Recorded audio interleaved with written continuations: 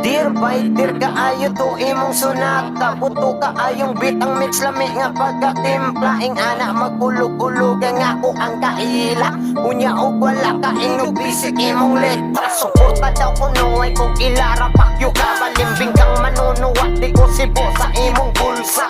Kana akong letra di ka kunay nga higala og sa mo di ko malisang anang peke mong suporta. Kay di ko mailad-ilad ay nalagbalibalibat ng ngaraang marama sa gigaan akong syudad.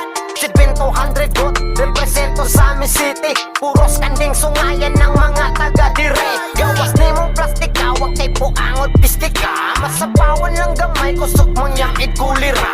Amigo daw kunuhay pero atik ka, pero pagtalikdan ay daot-daoton ka. Halata nga suyaan kalagot, way kabutangan manggaot sa mga kauban sa kuy igong basihan. Ina baka mabododong ang imong pamuot, kay kung ma-underestimate ka na kung di ko kasabot. Dugay na akong nagpaabot ng adlaw mo abot, oras na para akong supuon imong kagalot. Katurok ng anesthesia para di tantong sakit, kipasyon ka kadabira ng gitawag mong bisik. Huwag ko'y ilog maigo kag masuko og mo palag, kung ganahan ka alitire sulay rago ka mag. Aron masukod na to ng imuhang pagkaihag, pakita ang tikaro kung sa kunti ka pagbalibag. Suod man ti ka nga higala o giludan nga sama sa agalon, bisag dili ta kadugo tropa pero giangkot ti ka nga igsuon. Maunang dili ka tingala papalaguban grabe ka likon, mura ba og kahoy nga nara lisod na kayo tumbahon, pero ning labay mga katuigan kalit ka lang nga milahi.